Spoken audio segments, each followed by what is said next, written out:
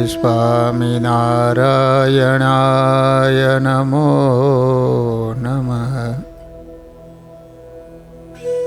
શ્રી હરિકૃષ્ણાય ઘનશ્યામાય નીલકંઠાય શ્રી સરયુદાસાય નમો નમઃ. બોલો સ્વામિનારાયણ ભગવાનની, શ્રી હરિકૃષ્ણ મહારાજની, શ્રી રાધા કૃષ્ણ દેવની, શ્રી નરનારાયણ દેવની, શ્રી લક્ષ્મીનારાયણ દેવની, શ્રી વિઘ્ન વિનાયક દેવની, શ્રી કષ્ટભંજન દેવની. ઓમ નમઃ પાર્વતી પતયે હર હર મહાદેવ.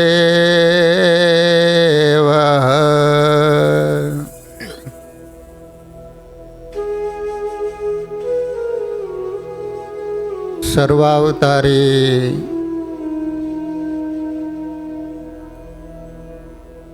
આપણા સૌના આરાધ્ય ઈષ્ટદેવ શ્રી સ્વામિનારાયણ મહાપ્રભુજી નિજ મંદિરમાં બિરાજતા મહાપ્રતાપી શ્રી ઘનશ્યામ મહારાજ, શ્રી રાધાકૃષ્ણ દેવ આદિક દેવો, શ્રી નરનારાયણ દેવ ગાદી પીઠાધિપતિ પરમ પૂજ્ય આચાર્ય મહારાજ શ્રી,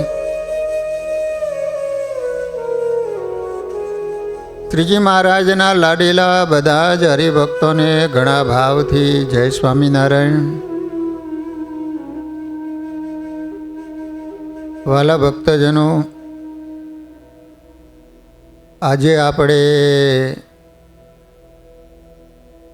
લક્ષ્મીચંદ વણિકનું ચરિત્ર શ્રવણ કરવાનું છે.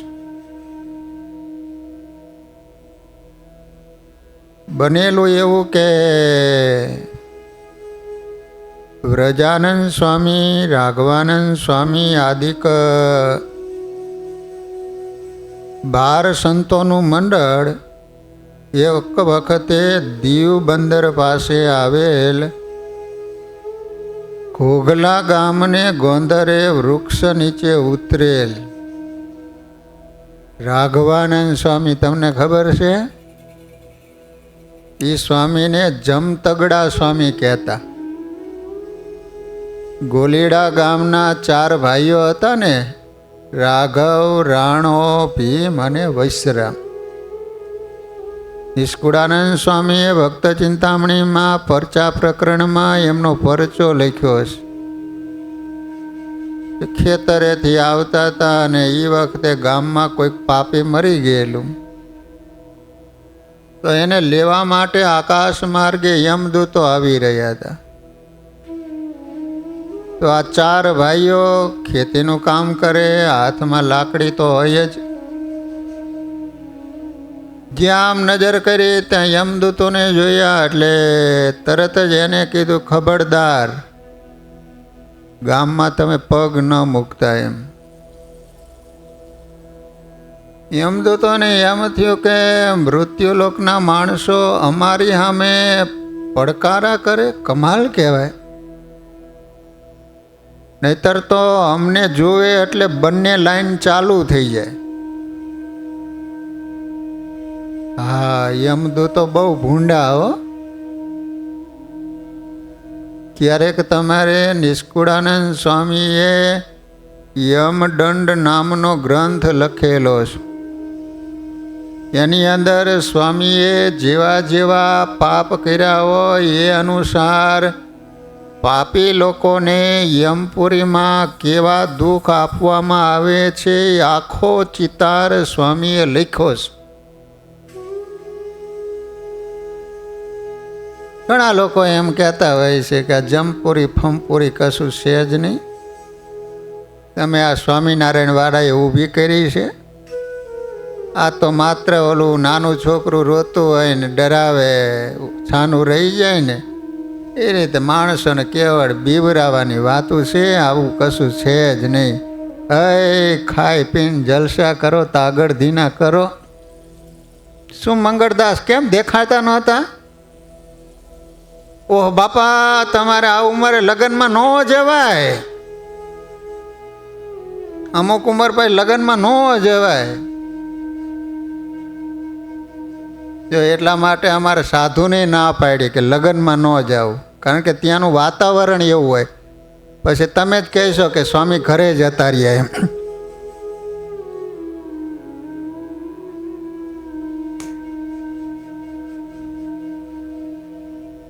લગ્નમાં ભગવા ધારી હારાય ન કહેવાય, સત્સંગી જીવનમાં ના પાડીશ.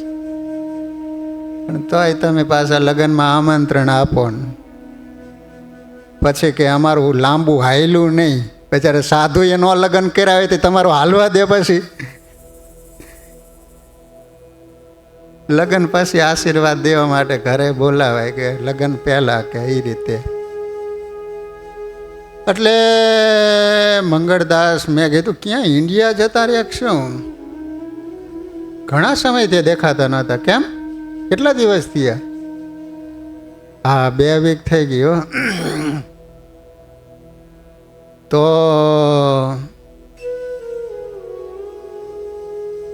મારો કહેવાનો આશય એટલો જ છે કે જે માણસ ભગવાનનું ભજન કરતો નથી અને કેવળ પાપ કર્મ કર્યા કરે છે, પછી એને મર્યા પછી જમપુરીમાં લઈ જાય અને બરાબર મેથી પાક આવે. એટલે જમપુરી સાચી છે હો. કોઈ એવું ન માનતા કે આ માત્ર લોકોને ડરાવવા માટેની વાતું છે. તો હવે બન્યું એવું કે જીવને લેવા માટે યમદૂતો આકાશ માર્ગે આવતા હતા ને આમને પડકાર કર્યો. એટલે યમદૂતો કહે, તમે તમારું ઘર હાચવી રાખો ને, આખા ગામની પંચાયત લઈને શું કરો છો? આમ જ્યાં ભગવાનના ભગતની સામે થયા ને તો એમાં ભીમ હતો ને એ થોડોક આમ અધીરો, ઉતાવળ્યો. એના હાથમાં લાકડી હતી. યમદૂતના મોઢા ઉપર લાકડીનો જે પ્રહાર કર્યો, યમદૂતનો દાંત ખેરવી નાખ્યો. વિચાર તો કરો. પણ નિષ્કુળાનંદ સ્વામીએ આ પરચો લખ્યો, છેલ્લે એવું લખ્યું કે આ બધું બળ સહજાનંદ સ્વામીનું હતું. લો, નકર એ આપણા જેવા માણસ જ હતા ને. પણ એ સહજાનંદ સ્વામીના એવા સુરવીર અનન્ય ભગત નિષ્ઠાવાળા હતા, એને કારણે યમદૂતનો દાંત પાડી દીધેલા. અને એ દાંત હમણાં સુધી હતા, 1.5 ફૂટના હતા. પછી ઘરમાં આગ લાગી, ઘર હળગી ગયા, એના ભેગા એ દાંત પણ હળગી ગયા. પછી તો યમદૂતો જતા રહ્યા. તો એમાં 2 ભાઈને વૈરાગ્ય લાગ્યો અને સાધુ બન્યા. તો એમાં રાઘવ હતો, એનું નામ રાખવામાં આવ્યું રાઘવાનંદ સ્વામી. અને વૈશ્રામ હતો, એનું નામ રાખવામાં આવ્યું વિશ્વાત્માનંદ સ્વામી. એટલે સાધુ તો બન્યા, પણ તોય લોકો શું કહેતા, આ સ્વામી એટલે કયા સ્વામી? તો કે જમતગડા. ઘરે હતા ત્યારે જમને તગડા હતા ને, એટલે સ્વામીનું નામ રાખી દીધું જમતગડા. તો વિચાર કરો કે આ બધાય સંતો, 12 સંતોનું મંડળ ફરતું ફરતું દીવ પાસે ઘોઘલા ગામ છે. તમે દીવ ગયા છો? દીવ પરેશલાલ, ફરવા જેવું હે. દીવ એટલે ફરવાનું સ્થાન કહેવાય. હા, એ પેક મારીને પીડાવાય સમુદ્રના કાંઠે બધા. તો ઘોઘલા ગામ છે, ઘોઘલા ગામ. તો અહીંયા એ સમયમાં મંદિરો નહીં, એટલે ગામના ગોદરે ઉતરા. હરી ઈચ્છાથી ભિક્ષામાં કાચું પાકું જે કંઈ મળે એનાથી આનંદપૂર્વક નિર્વાહ કરતા. એવા નિસ્વાદી નિર્માની અને નિર્વેશની સાધુઓના દર્શન સમાગમથી ગામના લોકો બહુ જ શાંતિ અનુભવતા હતા. સાધુઓના પરિચયમાં આવનાર લોકો વાતો કરવા લાગ્યા કે ગામમાં 2-4 બાવા આવ્યા હોય તો ગાંજા લાવ, તમાકુ લાવ, કાલી રોટી ઓલ ધોલી દાલ ચાહીએ. કાલી રોટી એટલે દૂધપાક ને માલપુઆ. એમ બોલી ગામમાં અશાંતિ કરી મૂકે. લોકો ન આપે ને તો કંઈક ઢોંગ ને ત્રાગા કરે, અપશબ્દો બોલીને ધમાલ મચાવી મૂકે. ત્યારે સ્વામિનારાયણના સાધુ કેટલા શાંત અને સંતોષી છે. ભિક્ષામાં જે કાચું પાકું મળે છે, એક વખત જમીન આખો દાડો ધ્યાન ભજન કરે છે. લોકોના હૃદય ઉપર એમના ઉપદેશની કેટલી સુંદર છાપ પડે છે. આવા સત્પુરુષના સમાગમથી જરૂર આપણો મોક્ષ થાય. તો સ્વામિનારાયણના સાધુનું એવું વર્તન હતું કે ગામના લોકો આમ જોવે ને ત્યાં એને ગુણ આવવા માંડે. બોલો કે આપણે દુનિયામાં ઘણા બધા બાવાઓ જોયા, એ તો કંઈક પ્રકારના વ્યસન કરતા હોય ને માગવા આવે, ન આપે તો ધમાલ કરે, બાજે ને ચીપિયા ખગડાવે ને. આ કેવા શાંત હે! ભિક્ષામાં જે કંઈ મળે એનાથી ભગવાનને યાદ કરીને જમી લે. કોઈની પાસે કોઈ પણ પ્રકારની અપેક્ષા નહીં. કેવું ભગવાનનું ભજન કરે છે. ગુણ આવે એટલે સમજી લેવાનું કે એનું કામ થઈ જવાનું. સાંજના 5 વાગ્યાના સુમારે સઘળા સંતો રોજના ક્રમ પ્રમાણે સ્નાન કરી ભગવાનની માનસી પૂજા કરતા હતા. પ્રભુ પ્રેમમાં તલ્લીન થયેલા એ સંતોમાંથી કોઈ અતિભાવથી ભગવાનને કેસર કસ્તુરી યુક્ત ચંદન ચર્ચતા હતા. કસ્તુરી તમે જોઈ છે? મૃગ ઓલું હરણ હોય ને એની નાભીમાંથી કસ્તુરી થાય. એ મોંઘી બહુ હોય, એની સુગંધ જબરી હોય છે. તો આ સંતો માનસી પૂજામાં શું કરે છે? તો કે ભગવાનને કેસર કસ્તુરી યુક્ત ચંદન ચર્ચતા હતા. કોઈ મોગરા, ડોલર, ગુલાબ વગેરે પુષ્પોના હાર ધરાવી મૂર્તિનું સુખ અંતરમાં લેતા હતા. કોઈ ઉત્તમ પ્રકારનું અત્તર મૂર્તિને અર્ચી દર્શનનો આનંદ અનુભવતા હતા. તો કોઈ દ્રાક્ષ, દાયડમ, કેરી આદિ સ્વાદિષ્ટ મેવા પ્રભુને પ્રેમથી પીરસી પ્રત્યક્ષની પેઠે આનંદ માણતા હતા. આ રીતે સૌ સંતો હૃદયની વિશુદ્ધ ભાવનાથી પોતપોતાની રુચિ પ્રમાણે પ્રભુ ભક્તિનો અલૌકિક આનંદ ધ્યાન અવસ્થામાં માણી રહ્યા હતા. એ જ વખતે લક્ષ્મીચંદ નામનો એક વણિક ત્યાંથી નીકળ્યો. એને ઉત્તમ પ્રકારના અત્તર, ચંદન અને વિવિધ પુષ્પોની સુંદર સુગંધ આવી.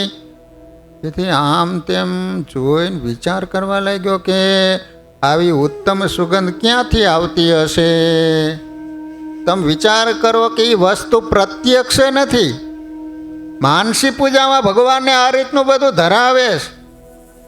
વિચાર કરો, એ ભગવાનની મૂર્તિમાં કેટલા તલ્લીન થઈ ગયા હશે કે મોગરાના ફૂલ, અત્તર, કેસરવાળું ચંદન ભગવાનને અર્ચા કરે છે માનસી પૂજામાં.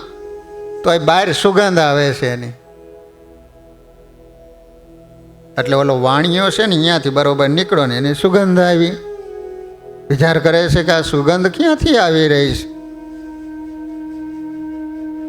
ત્યારે સંતોની પાસે આવી ઉત્તમ વસ્તુ હોય નહીં. આ સાધુઓ એક સાથે આંખો મીચી સ્થિર થઈને કેમ બેસી ગયા છે?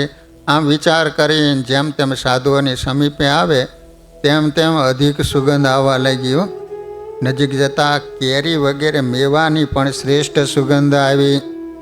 કારણ કે 4-5 વાગે ભગવાનને મેવો ધરાવી રહ્યા છે, અનેક પ્રકારના ફૂટો.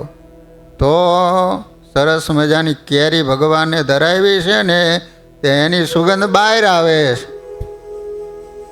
કંઈ નહીં ખાવા છતાં પ્રભુનું ધ્યાન કરી રહેલા સાધુઓ પાસે આ બધી આશ્ચર્યકારી સુગંધ આવે છે એમ ચોક્કસ થતાં એના મનમાં ઘણું જ આશ્ચર્ય થયું. સાધુએ ધ્યાનમાંથી જાગૃત થયા એટલે લક્ષ્મીચંદ પગે લાગી બેઠા. પોતાને જે સુગંધ આવી રહી હતી એ સંબંધમાં જિજ્ઞાસુ વૃત્તિથી પૂછ્યું ને ત્યારે ઉત્તરમાં સંતોએ કહ્યું કે શેઠ,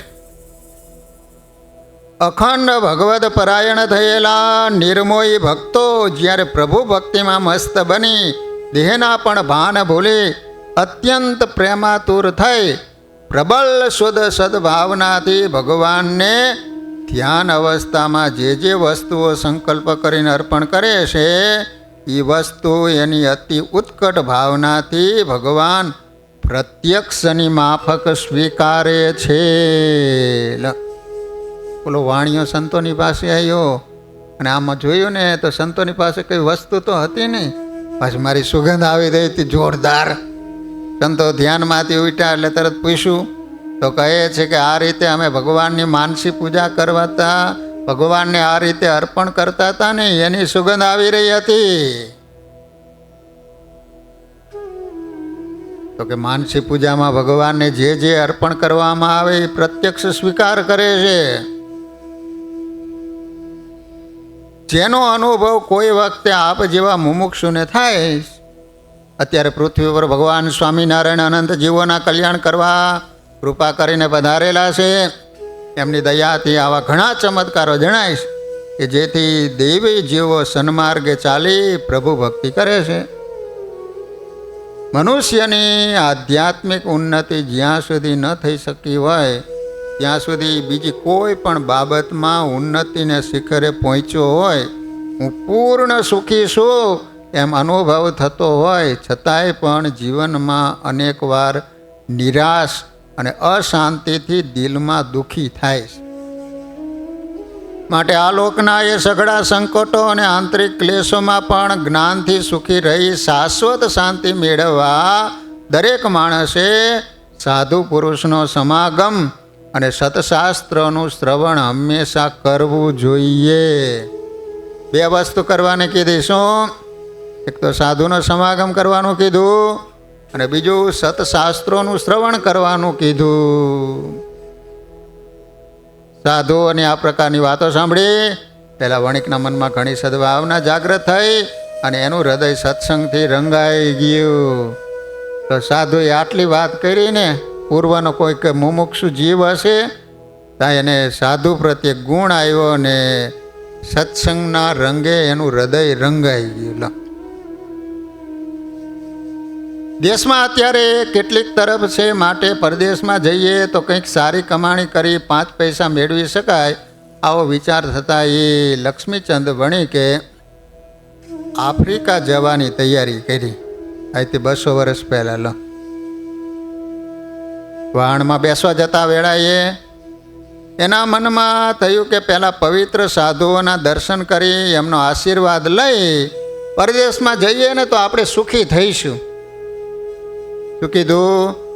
તરત વાણિયાને વિચાર આવ્યો કે ઓલા સાધુ હતા ને બહુ સારા ભગવાનના સાધુ હતા, માટે વિદેશમાં કમાવા માટે જવું છે તો પહેલાં એ સાધુના દર્શન કરી એના આશીર્વાદ લઈ અને પછી આપણે વિદેશમાં જઈએ. આવી શુદ્ધ ભાવનાથી સાધુની પાસે જઈ ધ્યાનમાં બેઠેલા સર્વ સંતોને પગે લાગી હું આજે પરદેશ જાઉં છું, પરદેશ એમ કહ્યું ને એટલે મોટેરા એક સ્વામીએ એ વણિકને જીવનમાં સદા ઉપયોગી એવો થોડોક ઉપદેશ કર્યો. સાધુ છે ને વિદેશમાં જાય હરિભગત જાતા હોય ત્યારે અમુક સંતો અત્યારે પણ ભુજના જેટલા મંદિરો છે ને તો એ સમયે કચ્છમાંથી અક્ષરજીવન સ્વામીએ કીધું કે તમે બધા વિદેશ જાઓ. એ વખતે કચ્છમાં ખાવા માટેના રોટલાના સાંસા પડે આવી પરિસ્થિતિ હતી. એટલે એ સમયમાં અક્ષરજીવન સ્વામી એટલે બહુ સમર્થ સાધુ ભગવાન જેવા સ્વામીએ કીધું કે તમે વિદેશ જાઓ એમ. તો એ વખતે સ્વામીએ એક પત્ર આપેલો, ત્યાં જઈને તમે આ રીતે રહીજો, ધર્મ નિયમનું પાલન કરજો. આજ પણ કચ્છના મંદિરોમાં એકાદશીના દિવસે એ અક્ષર જીવન સ્વામીએ લખેલો પત્ર છે ને વાંચવામાં આવે છે. લો એટલે સંતોની પાસે આવ્યા ને વાત કરી કે મારે આફ્રિકા જવું છે. તો સંતોએ કીધું કે જો શેઠ, અત્યારે અને વૃદ્ધ અવસ્થામાં પણ તમારું જીવન સુખપૂર્વક વીતે એ હેતુ લક્ષ્યમાં રાખી ધન મેળવવાની આશાથી તમે પરદેશ જાઓ છો અને ત્યાં અવારનવાર અનેક મુશ્કેલીઓ વેઠી કમાણી કરશો, પરંતુ એ બધી કમાણી થોડા દાડા ટકી શકે એવી છે. માટે મૃત્યુ પછી પણ કામ આવે ને સદા સુખ આપે એવી પણ કમાણી સાથોસાથ વિના ખર્ચે કરી શકાય તેમ છે, એ જરૂર કરજો. શું કીધું કે આ લોકની સંપત્તિ તો જીવશો ત્યાં સુધી કામમાં આવશે, ભાઈ મર્યા પછી કઈ સંપત્તિ કામ આવશે? એના માટે ભગવાનનું ભજન કરી લઈજો એવું કીધું. લો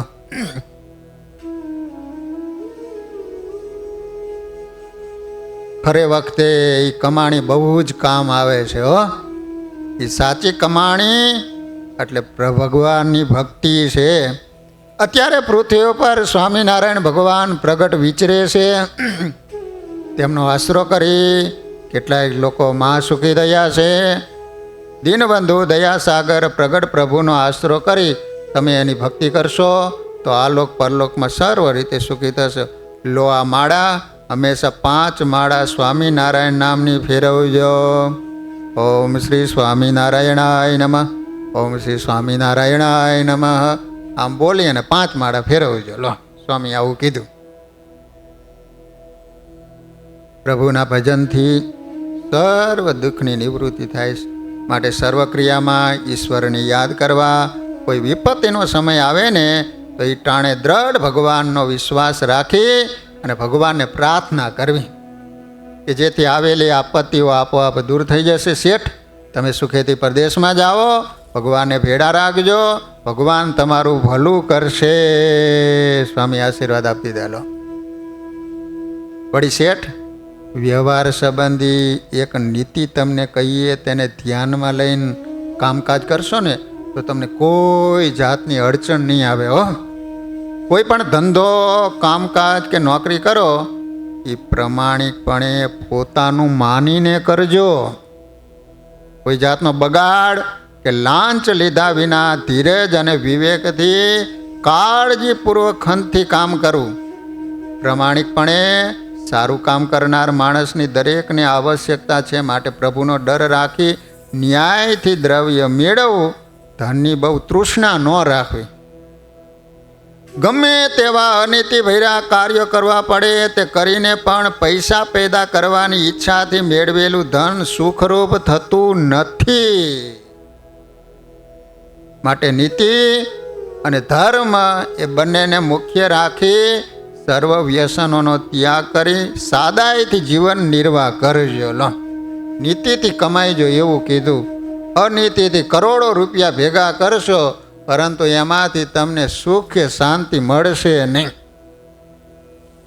આ જોવો છો ને તમે, અનીતિ કરીને ઘણા બધા રૂપિયા ભેગા કર્યા હોય પણ પાછળ પ્રજા એવી પાકે ને બધું ખતમ કરી નાખે. લો આ રીતે સાધુએ આપેલો ઉપદેશ નમ્ર ભાવે ગ્રહણ કરી પોતાના અભાગ્ય સમજી વિશ્વાસુ વણિક ભગત વહાણમાં બેસી અને રવાના થયા. એ વખતે પ્લેનની વ્યવસ્થા નહોતી. પરેશભાઈ સ્ટીમરમાં જવાનું, મહિને પહોંચતા હો.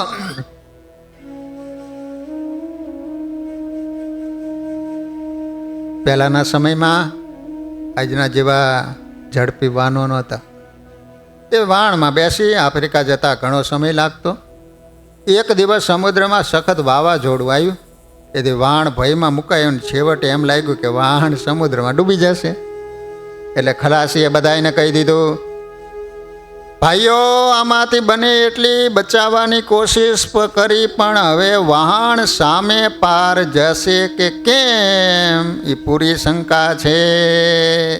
પ્રભુ પાર ઉતારે તો ઉતરીએ એવી સ્થિતિમાં છીએ. માટે સૌના ઈષ્ટદેવને યાદ કરો. હોળી મારી દરિયે ઝૂલે છે. ઘણીવાર પ્લેનમાં આવી જાહેરાત કરે હો, વાતાવરણ બગડે કાબુમાં ન રહે, બધા યાદ કરજો તારે. અને એ વખતે બાપા ભગવાન જે યાદ આવે ને, કે એ વખતે આમ પોકાર નીકળે ને નાભીમાંથી નીકળે. અત્યારે આપણે સ્વામિનારાયણ કરી પણ આ મોઢામાંથી નીકળે, ઓલો આમ નાભીમાં હે મહારાજ હે મહારાજ.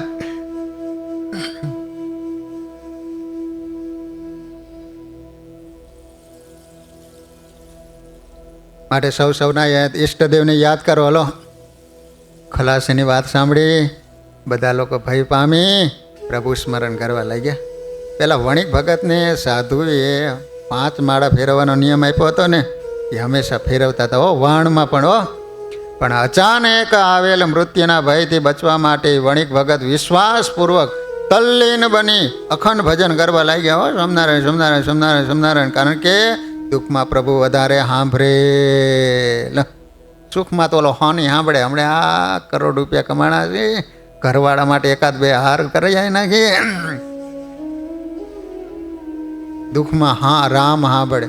એટલા માટે કુંતાજીએ ભગવાનની પાસે શું માંગ્યું કે મને ડગલે ને પગલે દુઃખ આપજો. લો, એક જ એવા ભગત નીકળ્યા કે ભગવાનની પાસે દુઃખ માંગ્યું. લો, અગર બધા જ માનતા શાના માટે કરે? સુખી થવા માટે. કોઈ હનુમાનજી પાસે માનતા કરી કે હે હનુમાનજી મહારાજ મને દુઃખ આપશો તો 5 નાળિયેર શનિવારે વધારી છે એમ કોઈ કરી માનતા એવી? એ કુંતા માતાએ ભગવાનની પાસે દુઃખ માંગ્યું. ભગવાન કે આવું શું માગો છો ફઈબા? તો કે મને ખબર છે કે જ્યારે મારા જીવનમાં દુઃખ આવ્યા છે ને ત્યારે અમારી સાથે રહ્યા છો. અત્યારે અમને હસ્તિનાપુરનું રાજ્ય મળ્યું ને એટલે તરત અમને છોડીને દ્વારકા જવા માટે તૈયાર થઈ ગયા. અત્યાર સુધી સાથે હતા, અમને સુખ મળ્યું એટલે તમે તરત જતા રહ્યા. એટલા માટે તમારી પાસે હું દુઃખ માગું છું. એવામાં પ્રભુ કૃપાથી અને સૌના સદભાગ્ય વાવાઝોડું શાંત થયું. ધીરે ધીરે સામે પાર પહોંચ્યા. કોઈ મોટા શહેરમાં એક શેઠની મોટી પેઢી ચાલતી પેઢી, જેની અંદર સેંકડો મનુષ્યો કામ કરતા હતા. એમાં એ વણિકને સ્થાન મળી ગયું એટલે નીતિથી પદ્ધતિસર કાળજીપૂર્વક કામ કરવા લાગ્યા. સર્વની સાથે સંપ રાખી જરા પણ બગાડ કર્યા વિના મમતાપૂર્વક બધું કામ ઘરનું હોય ને એમ માનીને બહુ સંભાળ અને ચીવટભર્યું કામ કરવા માંડ્યો. એની રીતભાતથી શેઠ અને નાના મોટા માણસો ખૂબ રાજી થઈ ગયા. નો મેન શેઠ હતો ને એ પણ રાજી થઈ ગયો. હંમેશા સરળતા રાખી ખંતી કાર્ય કરનાર માણસને માન મોટાઈ અને કીર્તિ ન ઈચ્છા હોય છતાં એની યોગ્યતાને લીધે મળે છે. આ રીતે વણિક ભગતને ધીરે ધીરે થોડા દાડામાં બધી રીતે ઊંચું સ્થાન પ્રાપ્ત થયું.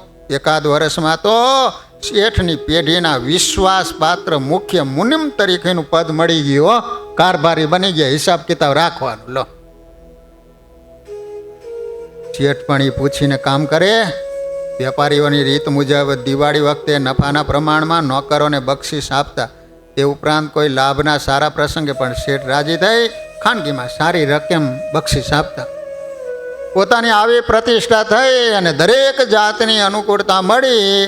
તે સાધુઓના આશીર્વાદનું ફળ છે તેમ વણિક બરાબર મહિમાપૂર્વક સમજતા હતા. લો, શું કીધું? જેમ જેમ સુખી થવા માંડ્યા એમ એમ ઓલા સંતોની વાત એને યાદ આવે છે. એ સંતોએ આશીર્વાદ આપ્યા એને કારણે હું સુખી થવા માંડ્યો છું. ગુરુ આજ્ઞા પ્રમાણે વળી 5 માળાને બદલે 50 માળા શરૂ કરી. દિવસે દિવસે વધારવા માંડ્યા. ભગવાન જેમ જેમ વધુ સુખી બનાવે ને એમ માળા વધારે ફેરવો, વધારે ભજન કરો. સાંજે નિયમિત રીતે શ્રદ્ધાથી ફેરવતા હતા. પરંતુ ધનની બહુ તૃષ્ણા ન રાખવી એ જે વચન સાધુએ કહેલ કે લોભને અંગે વિસરી જવાયું. સાધુએ કીધું કે લોભ બહુ ન રાખતા, થોડુંક કમાવો ને એટલે વિદેશમાં પાછા આવતા રહી ગયો. પણ હવે હારી એવી રકમ મળવા માંડી તો લોભ લાગ્યો કે હવે જવાય નહીં. તે મનુષ્ય માત્રની પ્રથમ એવી ભાવના હોય કે ખાસ જરૂરિયાત પૂરતું ધન મળે ને એટલે બસ, આપણે વધારે જોઈતું નથી. પરંતુ જરૂરિયાતથી પણ વિશેષ ધન પ્રાપ્ત થયા પછી ભાવના લુપ્ત થઈ જાય. એટલું જ નહીં, ઉલટું અયોગ્ય રીતે પણ ધન મેળવવાની તીવ્ર ઈચ્છા જાગૃત થાય, સાચું ખોટું ગમે તેમ કરીને. માણસની મોટામાં મોટી આ એક નિર્બળતા છે. હવે બન્યું એવું, સંતોએ કીધું હતું ભગવાન થોડાક સુખી બનાવી દે એટલે દેશમાં આવતા રહેજો, બહુ ત્યાં રોકાતા નહીં. પણ લોભને કારણે જવાનું મન ન થયું. હવે બન્યું એવું કે આ લક્ષ્મીચંદ વાણીઓ બીમાર પડ્યો, ખોરાક પચે નહીં, પેટમાં દુખાવો અને શરીરમાં અશક્તિ એકદમ વધી ગઈ. છતાં પણ દુકાને જઈ બધું કામકાજ ધોરણસર કરે અને પોતાની બીમારી શેઠને જણાવવા ન દે. જ્યારે ચાલી શકે નહીં એવી સ્થિતિ થઈ ને ત્યારે દુકાને જઈ શક્યા નહીં. એટલે સાંજે શેઠે પૂછ્યું કે આપણા મહેતાજી કેમ દેખાતા નથી? ત્યારે બીજા મહેતાઓએ કહ્યું કે બીમાર થઈ ગયા છે, આજથી 15 દાડાથી બીમાર છે, છતાં કોઈને કંઈ પણ જણાયા સિવાય દુકાનનું બધું કામ જાતે કરે છે. આ પ્રકારની વાત સાંભળી શેઠ તો તુરંત દવા લઈને નોકરો સાથે બીમાર મહેતાજીના ઘરે ગયા. હો, લક્ષ્મીચંદના ઘરે. અરે ભલા માણસ, તમે આટલા દિવસથી બીમાર છો, વાતય ન કરી, રોગથી ઘેરાઈ ગયા, ત્યાં સુધી કંઈ દવાઈ ન કરી, એ કેટલી બધી ભૂલ કહેવાય. લો આ દવા સારામાં સારી છે. હો, આમાં ઊંચા પ્રકારનો દારૂ મેળવવામાં આવે છે, મંગળદાસ દારૂ.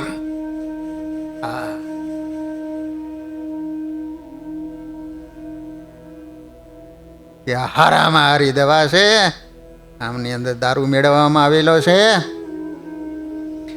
તેથી આ દવા શરીરમાં તત્કાળ શક્તિ આપે અને ભૂખ લગાડે, માટે તમે આ દવા પી જાઓ, બહુ જ ઉત્તમ દવા.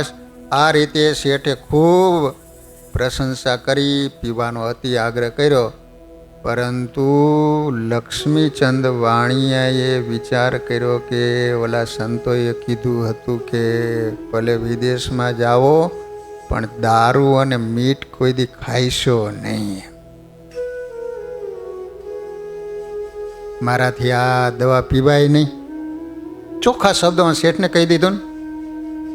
શેઠ કહેવા લાગ્યા, ભાઈ દેહના રક્ષણ ખાતર દવા તરીકે દારૂવાળી દવા પીવામાં કંઈ વાંધો નહીં. હો, તમને બહુ શંકા રહેતી હોય ને તો શરીરે ઠીક થયા પછી દોષ નિવારણ માટે પ્રાયશ્ચિત કરી નાખજો. પણ અત્યારે તો તમે આ દવા મારા માનની ખાતર પણ પી જાઓ, જલ્દી આરામ થઈ જશે. રામબાણ દવા છે, રામબાણ. શેઠે કહ્યું, સાહેબ રાતનો સમય છે, અત્યારે દવા પીવી ઠીક નહીં પડે, સવારે વિચાર કરીશું. એમ સવારે હું પી લઈશ, તમે મૂકી દો. એમ વણિક ભગતની આ પ્રકારની રુચિ જાણી સવારે વૈદ્યને લઈને હું આવીશ એમ કહીને ઓલા શેઠ તો ઘરે ગયા. હવે બીમારીથી ઘેરાઈને ખાટલામાં સૂતેલા વણિક ભગત વિચાર કરે, આપણાથી એવી ભ્રષ્ટ દવા ગમે એટલી ફાયદો કરતી હોય ને તોય પણ પીવાય નહીં. દેહ અત્યારે પડી જાય તો ભલે, પણ દવા પીવી નથી. ધર્મનો ત્યાગ કરીને જીવવું એથી તો મરવું શ્રેષ્ઠ છે. આ આપણા પૂર્વજોની વિચારધારા હતી. લો, ઓહો, પ્રભુની માયા વિચિત્ર. ક્યાં બાયડી છોકરા ને ક્યાં હું. આ દેહનો કંઈ નિર્ધાર નહીં. હવે તો ભેડા થઈ શકાય એમ જણાતું નથી. અરે બિચારાનું શું થશે? પૈસા મોકલી આપ્યા હોય તો મારી કમાણી લેખે લાગી જાત, અત્યારે લોકોની જિંદગી સુખમાં વિતાત. હવે તો ભગવાન દયા કરે તો આ મુશ્કેલીમાંથી પસાર થઈ શકાય એમ છે. હું જ્યારે ઘોઘલાથી અહીં આવ્યો ત્યારે સ્વામિનારાયણના સાધુઓના દર્શન કરી એમને આપેલ નિયમ સ્વીકારીને આવ્યો. અત્યાર સુધી સર્વ રીતે અનુકૂળતા મળી, એ પણ એમની દયાથી થયું.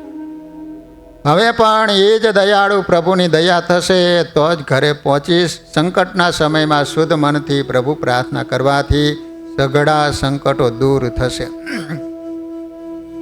એ પ્રમાણે સાધુએ કહ્યું હતું, માટે હવે એ જ કરું એમ વિચાર કરી પૂર્ણ વિશ્વાસ વડે આર્ત હૃદયથી અત્યંત ભાવપૂર્વક પ્રાર્થના કરવા લાગ્યા.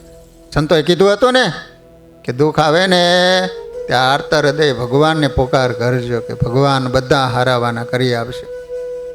નિર્દોષ, વિશ્વાસુ અને શ્રદ્ધાળુ ભક્તોની હર વખત ભગવાન રક્ષા કરે છે. પરંતુ ભક્તની ભાવનામાં જેટલી અધિક પ્રબળતા એટલા જ વહેલાસર પ્રભુ દર્શન દઈને દુઃખ દૂર કરે છે. વણિક ભગત રોમાંચિત ગાત્ર, ગદગદ કંઠે એકધારી પ્રાર્થના અને સ્મરણ કરતા. એવામાં બહારથી કોઈ બોલાવતું હોય ને એવો અવાજ આવ્યો. સાંકળ ખકડ આવી. વણિક ભગતને ભય લાગ્યો કે શેઠ વૈદ લઈને દવા પાવા આવ્યા છે. એટલે કમાડ ઉગાડવામાં જરા વિલંબ કર્યો ને ત્યાં તો શ્રીજી મહારાજ ઓરડાની અંદર પધાર્યા. ચો તરફ શીતળ શાંત તે છવાઈ ગયું. કારણ કે ભગવાનને કોઈ પ્રકારનું આવરણ ન નડે. દિવાલ બિવાલ એમ તો ભગવાન હાલ્યા જ જાય. બોલો, દરવાજો ન ખોલ્યો ભગવાન અંદર આવ્યા. તે છવાઈ ગયું. વણિક ભગત બે હાથ જોડી નમસ્કાર કરીને પૂછે છે કે આપ કોણ છો? કારણ કે આને ભગવાનને કોઈ જોયા જ નહોતા. સંતોની પાસે જ ભગત થયા હતા. આપ કોણ છો? શ્રી હરિ કહે, તમે જેનું ભજન ને પ્રાર્થના કરો એ અમે સ્વામિનારાયણ છીએ. તમારા શુદ્ધ પ્રેમથી આકર્ષાઈને તમને દર્શન દીધા છે. આ દેહ દુઃખરૂપ છે, એટલે એમાં દુઃખ આવે ત્યારે ધીરજ રાખી પોતાના ઈષ્ટદેવનું સ્મરણ કરવું, પણ કોઈ રીતે મૂંઝાવવું નહીં. આટલું કહી મીઠું અને તુલસીના પાન એ ભગતના હાથમાં આપીને કહ્યું, આ ખાઈ જાઓ એટલે સારું થઈ જશે, કંઈ ચિંતા કરશો નહીં. દેશમાં આવો ને એ વાણિયા, દેશમાં આવો ને ત્યારે ગઢડા અમારા દર્શન કરવા માટે આવજો. કોને આવું કીધું? સ્વામિનારાયણ ભગવાને સ્વયં કીધું વાણિયાને. વિચાર કરો, ભગવાન આફ્રિકામાં દર્શન દેવા માટે ગયા. આટલું બોલીને શ્રીજી મહારાજ અંતર્ધાન થઈ ગયા. શ્રીજી મહારાજના દર્શનથી વણિક ભગતના મનમાં શાંતિ થઈ ગઈ. હો, શ્રીજી આપેલ મીઠું તુલસીના પાન ચાવી જવાથી સવારે બહુ સુંદર રીતે પેટ સાફ થઈ ગયું. તેથી શરીરમાં એટલી બધી સ્ફૂર્તિ આવી ગઈ કે જાણે કંઈ બીમારી જ હતી નહીં. મહાન આનંદ પામી આશ્ચર્યથી ચકિત બની વણિક ભગત વિચાર કરે કે ભગવાન એમના એકાંતિક સાધુઓ કેટલા બધા દયાળુ છે. જો અત્યારે મારી રક્ષા ન કરી હોત ને તો મારો પૈસો અહીં રહી જાત, સ્ત્રી પુત્ર આદિ સંબંધીઓ રખડી પડત, બધા હેરાન થઈ જાત. પરંતુ મહાપ્રભુની દયા થઈ તો એક ઘડીમાં બધું સંકટ નાશ પામી ગયું. ફક્ત સાધુઓના વચન ઉપર વિશ્વાસ કરવાથી પ્રભુના પ્રત્યક્ષ દર્શનનો અલભ્ય લાભ પ્રાપ્ત થયો. અંતરમાં સર્વ રીતે શાંતિ, સુખ, સંતોષ અને આનંદ થઈ ગયો. શેઠે વિચાર કર્યો કે હવે અહીંયા રહેવું નથી. મંગળદાસ કેદી જવું છે ઇન્ડિયા? ઓક્ટોબરમાં જવું છે. ટિકિટ આવી ગઈ, લેવાની છે.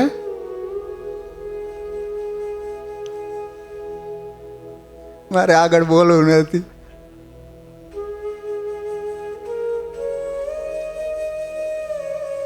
વાણીએ વિચાર કર્યો કે હવે વિદેશમાં રહેવાય નહીં. હા, અમુક ઉંમર થાય ને ભાઈ, દેશમાં આવતું રહેવાનું.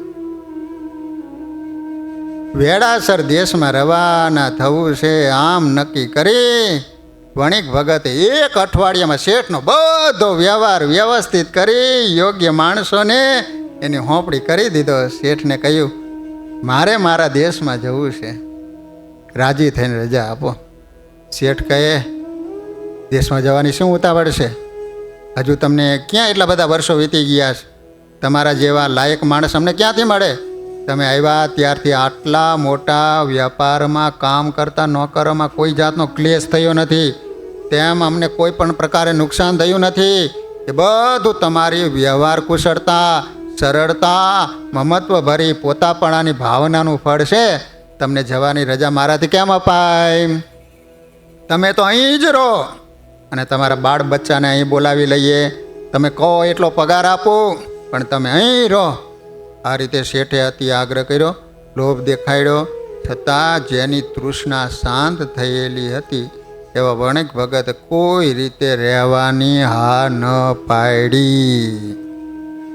શેઠે એને ઇનામ તરીકે સારી રકમ આપી. દેશમાં જઈ 4-6 મહિને ફરીથી તમારે અહીંયા આવતું રહેવાનું આગ્રહ ફરી તાણ કરી ચોક્કસ કર્યું. પછી લક્ષ્મીચંદ વણિક ભગત દેશમાં જવાની તૈયારી કરી અને વહાણમાં બેસી અને ભગત રવાના થયા. કયા ગામના ભૂલી ગયા આટલી વારમાં? ઘોઘલા ગામના. કયા ગામના? ઘોઘો આવે ને, ઘોઘો. ઘોઘો આપણે ખબર, નાના હતા ત્યારે ઘોઘો લઈને ફરતા ઘરો ઘર. માટીનો ઓલો આવતો દીવડો અંદર કરતા, એને ઘોઘો કહેતા. શું કહેવાય એને? હે ખબર નહીં. છોકરાઓ ફરતા હતા, આ ચારે બાજુ આમ કાણા પાડેલા હોય, વચમાં દીવો મૂકવાનો ને એનો પ્રકાશ બહાર આવતો હોય. ઘરો ઘર એ ફરતા હતા, એને ઘોઘો કહેતા. શું કહેતા તમે? ગાડ માટી? હાલો જે હોય તે. તો ઘોઘલા બંદર કહેવાય છે. બંદર દીવની પાસે આવ્યું ઘોઘલા બંદર, સમુદ્રના કાંઠે ગામ છે. તો હવે આફ્રિકાથી સ્ટીમરમાં બેસી અને ઘોઘલા પોતાના વતન જવા રવાના થયા. ગઢડા જઈ સ્વામિનારાયણ ભગવાનના દર્શન કરી કમાયેલ પૈસામાંથી 20મો ભાગ પ્રભુને અર્પણ કરીશ આવો સંકલ્પ કર્યો. કેટલામો? 20મો ભાગ. લો પછી ગામમાં જઈને અણજળ લેવું છે. લો આવું નિયમ લીધું. જ્યાં સુધી સ્વામિનારાયણ ભગવાનના દર્શન ન થાય ને ત્યાં સુધી ઘરે નહીં જવાનું, ત્યાં સુધી જવાય ને અણજળે નહીં લેવાનું. લો આવો નિયમ લઈ વણિક ભગત વાણમાં બેઠા. ઘેર પહોંચ્યા પણ એને અનજડ લીધું નહીં. એના પત્નીએ પૂછ્યું કે આવું આકરું વ્રત શા માટે રાખેલ છે? ત્યારે શેઠે કહ્યું કે સ્વામિનારાયણ ભગવાનના દર્શન કર્યા પછી અનજડ લેવું આવો નિયમ લીધેલ છે. સ્ત્રી કહે એ વળી સ્વામિનારાયણ કોણ છે? કારણ કે ગામમાં કોઈને ખબર જ નથી. હા, એક ગામમાં વાત કરી કે એકાદશી કરજો, મહિમા બતાવ્યો કે સ્વામી અમારા ગામમાં અત્યાર સુધી એકાદશી ઢુકાણી જ નથી. બોલો, ખબર જ નથી એકાદશી એટલે શું. લો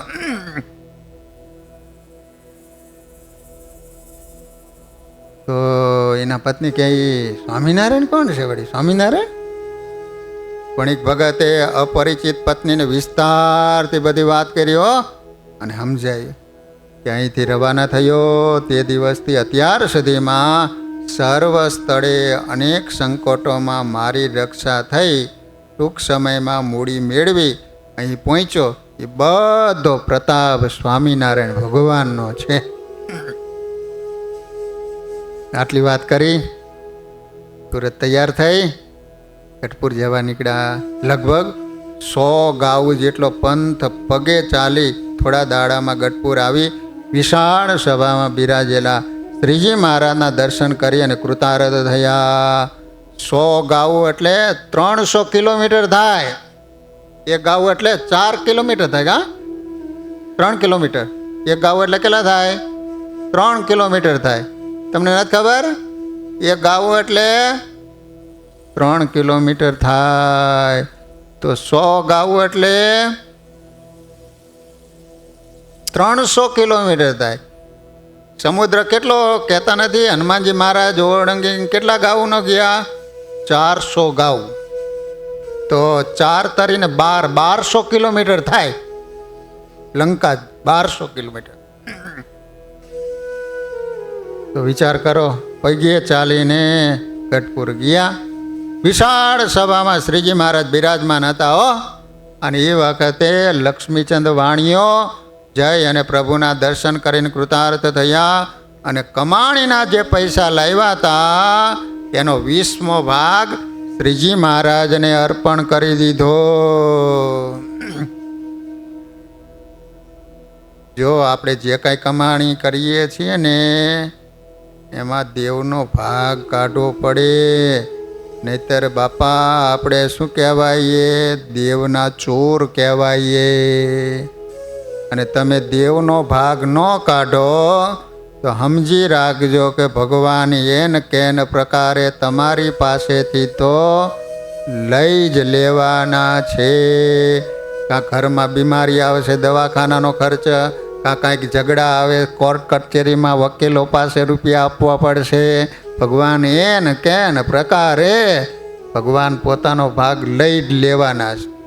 માટે જે કાંઈ કમાવો એમાંથી ભગવાનને 10મો કે 20મો ભાગ અર્પણ કરી દેવો.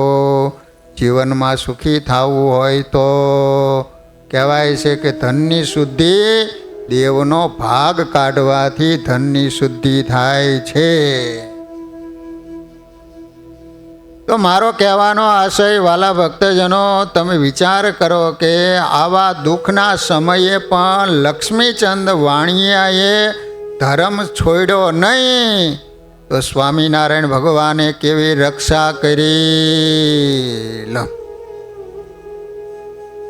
એટલા માટે કદાચ તન પડે એની ચિંતા ન કરવી, પરંતુ ધર્મને ન છોડવો. કંથકોટ નામનું ગામ છે. કંથકોટ ગામ ક્યાં આવ્યું? કચરા ભગત હતા એ ગામના. કંથકોટ ખબર હે? ઓલા રીંગણા વેચતા હતા. અને સ્વામિનારાયણ ભગવાન આવ્યા કે તમે અમારા માટે થાળ બનાવો, હું શાકભાજી વેચવા માટે બેસું. તો એ કંથકોટ ગામનું અહીંયા કચરા ભગત. હવે એ ગામમાં સંગ્રામજીત નામના એક રાજા હતા. સંગ્રામજીઓ. અને એને રામબાઈ નામની દીકરી હતી. એમની સગાઈ નાનપણમાંથી જ સિંધના સુમરા સાથે કરેલી. વિચાર કરો, આ હિન્દુ અને સિંધનો સુમરો એટલે મુસલમાન, તો એની હારે સગાઈ કરી. પછી તો સંગ્રામજી હરિભગત થયા. પછી જ્ઞાન થયું કે હિન્દુ થઈને મુસ્લિમ સાથે લગ્ન ન કરાય, પરંતુ ના કહે તો મારો ઓલો સુમરો બળજબરીથી લઈ જાય અને ગામને હળગાવી દે. કારણ કે સુમરો એ તો મજબૂત હતો. આવા વિચારો કરી તેઓ ચિંતા કરતા હતા. પછી સમય જતાં રામબાઈ યુવાન થયા. તેથી સુમરાના માણસો રામબાઈને તેડવા માટે આવ્યા. તેઓને જોઈને રામબાઈએ અફીણ તૈયાર કર્યું. કદાચ શરીર પડે તો ભલે પડી જાય, પરંતુ મારે મારો ધર્મ છોડવો નથી. અફીણ, પેલા અફીણ આવતું ખબર છે? કેવું હોય અફીણ? કાળું હોય, કાળું. તો આ બેને અફીણ તૈયાર કર્યું. શ્રીજી મહારાજની મૂર્તિ આગળ બેસીને રડતા રડતા પ્રાર્થના કરવા લાગ્યા, હે મહારાજ, યવનની પત્ની બનીને હું વટલવા ઈચ્છતી નથી, તેથી હું અફીણ પી અને મારી જિંદગીનો અંત લાવું છું. કેમ છે? હિન્દુ મટીને મુસલમાન બનવા કરતાં હું મૃત્યુને શ્રેષ્ઠ માનું છું. લો, અત્યારે હિન્દુઓની દીકરી 80 મુસલમાનની યારે લગ્ન કરવા તૈયાર થઈ છે. બોલો, આજે જ મેં જોયું એક યુવાન દીકરી, બોલો, અને ઓલો મજૂરી કરનારો મુસલમાનનો છોકરો, બોલો, એને સમજાવી રહ્યા છે કે તારા મા બાપને તારા પ્રત્યે એટલું બધું હેત છે, તું એની પાસે જઈશ, એની હારે લગ્ન કરીશ તો તારા મા બાપ મરી જાય છે. ઓલી છોકરી કહે છે મરી જાય તો ભલે મરી જાય. વિચાર કરો.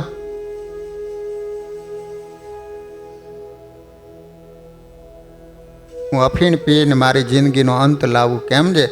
હિન્દુ મટીને મુસલમાન બનવા કરતાં હું મૃત્યુને શ્રેષ્ઠ માનું છું, માટે મને તમારા ધામમાં તેડી જજો. એમ પ્રાર્થના કરીને અફીણ પીવા ગયા. ત્યાં ઓરડામાં પ્રકાશ થયો.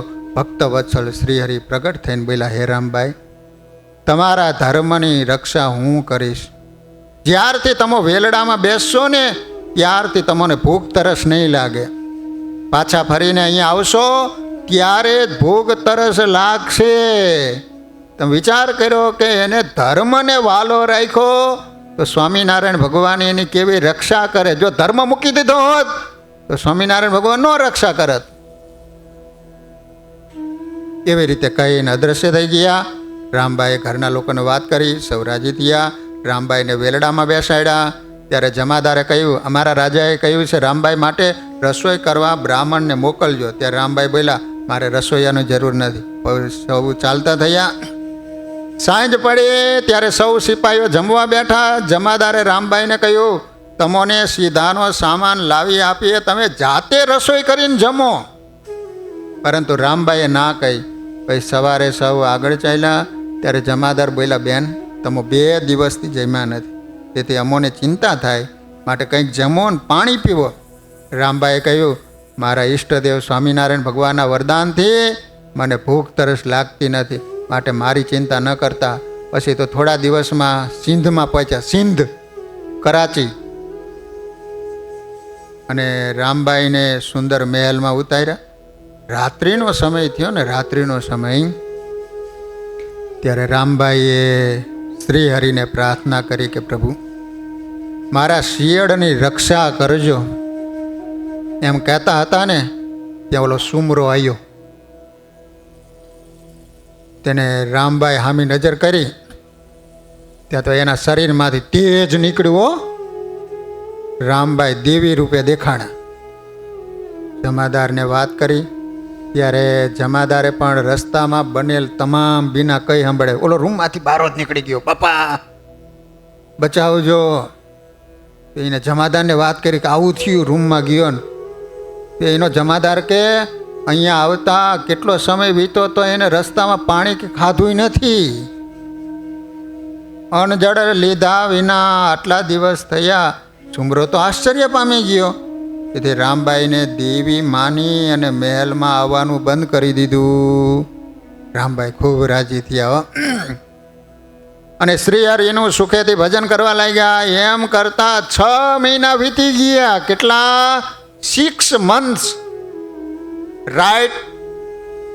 આચું ખોટું? 6 મહિનાથી ગોખતો ત્યારે આટલું આવડ્યું. લો. ત્યારે સુમરાનું મૃત્યુ થયું. ત્યાર પછી 2.5 વર્ષ સુધી રામબાઈ સિંધમાં રહ્યા. અને તે પાછા કંથકોટ આવ્યા. બરાબર 3 વર્ષ પૂરા થયા. શ્રી હરિના વરદાન મુજબ ભૂખ તરસ લાગી અને તેથી જમવા લાગ્યા. તમે બધા એવું ન માનતા કે ટાઢો પર થયો છે એટલે સ્વામી જવા દેશે. 3 વર્ષ સુધી ખાધા પીધા વિના ચાલે? મંગળદાસને 3 કલાક નથી હાલતો, અહીં 3 વર્ષની વાત હાલે. તો વિચાર કરો, ભગવાને કેવી રક્ષા કરી. એને ધર્મ વાલો રાખ્યો તો એ ભગવાનને વાલા થયા. લો. 3 વર્ષે ઘરે આવ્યા પછી એને ભૂખ તરસ લાગી. 3 વર્ષ એટલે શું કહેવાય? વિચાર તો કરો. ખાવાનું નહીં, પાણી નહીં પીવાનું. આ સંપ્રદાયમાં સત્ય ઘટના ઘટી ગયેલી છે. ગબગોડા નથી હો, કાલ્પનિક વાતો નથી, સત્ય ઘટના છે. 3 વર્ષે ભૂખ તરસ લાગી. એટલા માટે નિષ્કુળાનંદ સ્વામી કહે, ધર્મ ગયે ધરા ધામ મળે એ કરવું સર્વે હરામ. તો રામબાઈને બધું જ મળતું હતું. ઓલો રાજા હતો, મહેલ હતો, સિંધનો સુમરો હતો, છતાંય પણ એને ધર્મનો ત્યાગ કર્યો નહીં. કારણ કે પદાર્થો ભોગવવા માટે હિન્દુ મટીને મુસલમાન બનવું પડે એમ હતું. ધર્માંતર કરવાનું હતું. તેથી જ રામબાઈએ સર્વનો ત્યાગ કર્યો અને ધર્મને રાખ્યો. માટે આપણે પણ જીવનમાં આવી દ્રઢતા રાખવી. લો. એટલા માટે કૃષ્ણ ભગવાન ગીતાજીમાં કહે છે કે સ્વધર્મે નિધનમ શ્રેય. પોતાના ધર્મમાં રહીને મરવું શ્રેષ્ઠ છે. આપણા દેશની અંદર કંઈક આવા ભગવાનના ભક્તો થઈ ગયા કે એને ધર્મને ખાતર પ્રાણોની આહુતિ આપી દીધી. હો, 5 મિનિટ બાકી છે ને તમને 5 મિનિટમાં એક કુરબાનીની વાત કરી દઉં, તમારા બધાના વાળ રૂવાડા ઊભા થઈ જાય એવી કથા છે. તારે જો પંજાબ રાજ્યમાં બહુધા શીખ લોકોની વસ્તી પહેલેથી વધારે છે. ત્યાં શીખ સંપ્રદાયના ધર્મગુરુ તેગ બહાદુર કેટલાય નામ સાંભળ્યું? તેગ બહાદુર ઈસવીસન 16મી સદીમાં વિદ્યમાન હતા. 16મી સદી એટલે અત્યારે કઈ ચાલે છે? 2025, એટલે 400 વર્ષ પહેલાંની વાત છે. ત્યારે દિલ્હીનો બાદશાહ કોણ હતો? ઔરંગઝેબ. તે અત્યંત નિર્દય અને પાપી હતો.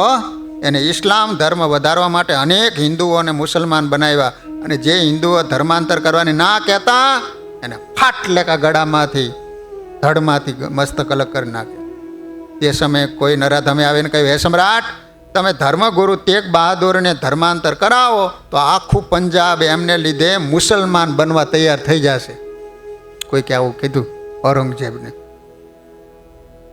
પાપીના શબ્દો સાંભળી તુરત નર પિશાચ ઔરંગઝેબે હુકમ કર્યો, જાઓ તેજ બહાદુરને દિલ્હી તેડી લાવો.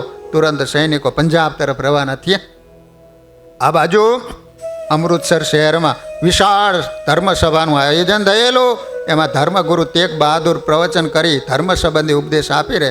બરાબર એ જ સમયે કાશ્મીરથી અનેક બ્રાહ્મણો આવીને પ્રાર્થના કરવા લાગ્યા કે હે ધર્મગુરુ, અમારું વિધર્મીઓ થકી રક્ષણ કરો.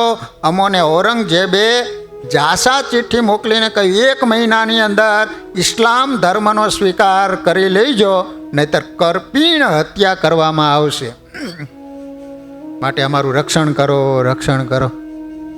આ રીતે વાત કરે ત્યાં તો દિલ્હીથી મોકલેલા સૈનિકો આવી પહોંચ્યા. આ બાજુ બ્રાહ્મણો આવ્યા, આ બાજુ ઔરંગઝેબે માણસો લેવા માટે મોકલેલા, એ આવી ગયા તેગ બહાદુરની પાસે. એક પત્ર ગુરુના હાથમાં આપ્યો. તેગ બહાદુરના પત્રમાં લખેલું, તમારી પ્રશંસા સાંભળી હે ધર્મગુરુ, તમારા દર્શનને ઈચ્છું છું, માટે આ પત્ર મળતા તુરંત દિલ્હી પધારજો. લિખિતન આપનો પ્રતીક્ષા કરતો સમ્રાટ ઔરંગઝેબના સલામ માલેકુ. બોલો, આવું લખ્યું, મને તમારા દર્શનની ઈચ્છા થઈ છે, તમે અહીં આવીને મને દર્શન આપી જાઓ. એમ જેમ ઊંટને મારવા ચિત્તો નીચો નમે ને, એમ નરાધમ ઔરંગઝેબે સારી ઉપમા લખી પત્ર મોકલ્યો હતો. પત્ર વાંચી ગુરુ તમામ ચાલબાજી સમજી ગયા. તેથી તે જ મહાસભામાં ગોવિંદસિંહને ધર્મગુરુ બનાવી સર્વ અનુયાયીઓને ધર્મ ઉપદેશ આપી દિલ્હી જવા રવાના થયા. એના દીકરાનું નામ હતું ગુરુ ગોવિંદસિંહ. એને સોંપી દીધું બધું. દિલ્હી નીકળ્યા. ત્યારે એના ભક્તો કહેવા લાગ્યા, હે ગુરુદેવ, તમે ચુસ્ત ધર્મપાલક છો, તેથી ઔરંગઝેબને નહીં માનો અને ક્રૂર કદાચ અજુકતું પગલું માંડે તો, માટે તમે અહીંયા રહો, તમારા બદલામાં અમો જઈએ.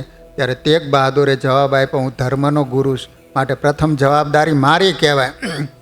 ધર્મગુરુઓનું સ્થાન સુખમાં સર્વ કરતાં આગળ હોય તો પછી દુઃખમાં એનાથી કેમ પીછેહટ કરાય, માટે પ્રથમ હું જ જઈશ.